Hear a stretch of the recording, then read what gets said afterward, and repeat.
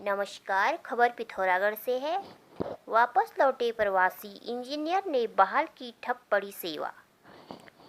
पिथौरागढ़ के मुनस्यारी के डोर क्षेत्र में बीएसएनएल के बॉक्स में आई खराबी को इंजीनियर प्रभाकर मेहरा द्वारा ठीक कर सेवा को सुचारू किया गया। पिथौरागढ़ के मुनस्यारी तहसील के डोर क्षेत्र में 15 दिन से ठप पड़ी बीएसएनएल सेवा प्रवासी इंजीनियर ने बहाल कर दी है।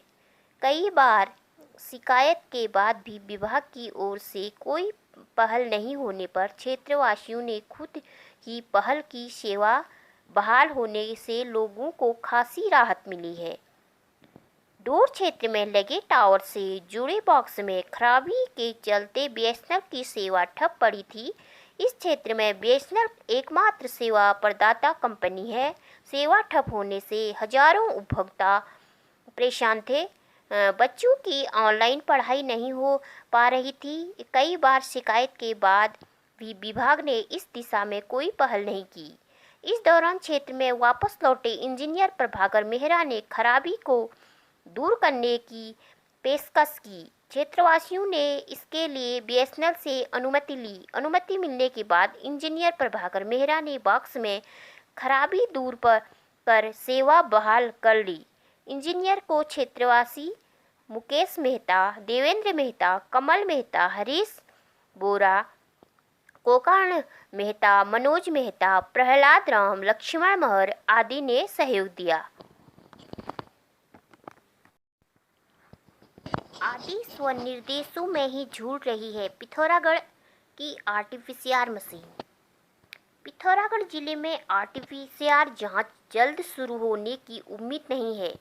मशीन संचालित करने वाली कंपनी ने साफ कर दिया है, इसमें 2 माह का समय और लगेगा। जिला चिकित्सालय में स्थापित होने वाले ऑक्सीजन कंसंट्रेट प्लांट को लेकर भी स्थिति स्पष्ट नहीं है। गुरुवार को प्रदेश के पेयजल मंत्री के साथ कोविड सेंटर निरीक्षण के लिए पहुंचे सांसद ने सुविधाओं को जल्द शुरू करने के निर्देश अधिकारियों को दिए।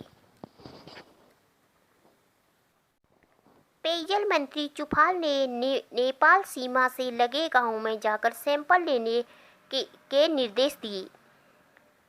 पेयजल मंत्री एवं स्थानीय विधायक बिशन सिंह चुफाल ने नेपाल सीमा से लगे क्षेत्रों में कोरोना संक्रमण की जानकारी ली। इस अवसर पर चिकित्सा विभाग को घर घर जाकर सैंपल लेने के निर्देश दिए।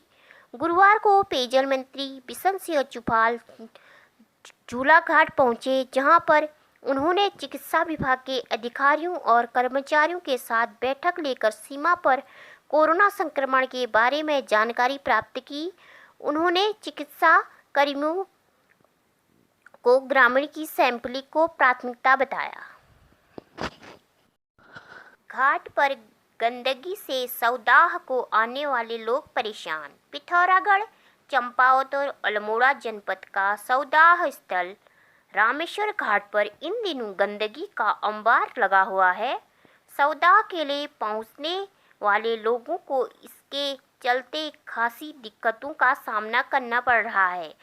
3 जिलों का सौदाह स्थल होने के बावजूद यहां सफाई की कोई व्यवस्था नहीं है। रामेश्वर घाट पर हर रोज 5 से अधिक शव यात्रा पहुंचता है।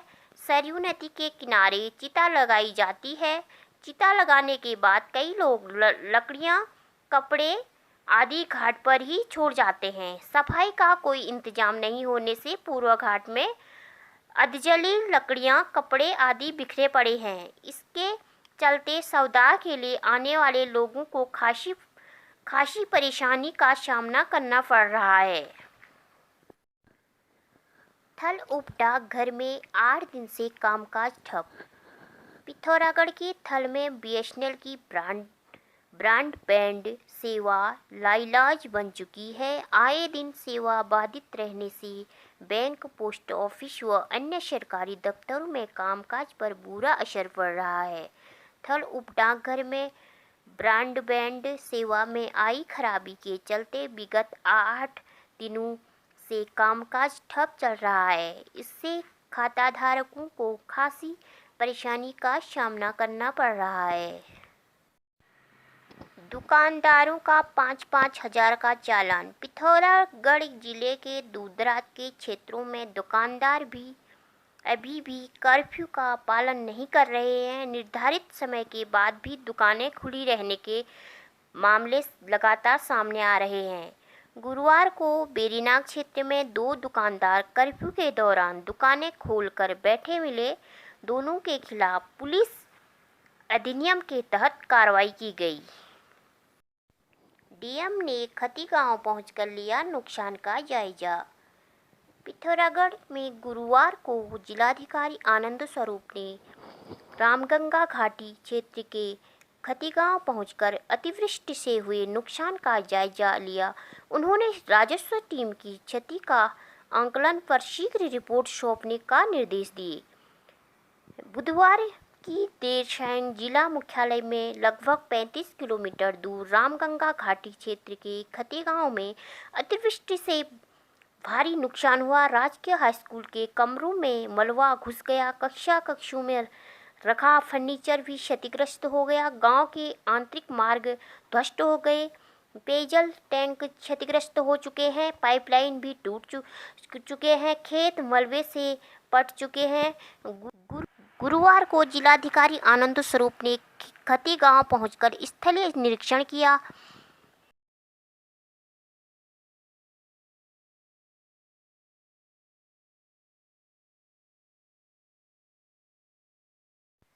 झूठी निकली कोरोना मृतकों के शव नदी में बहाए जाने की पोस्ट।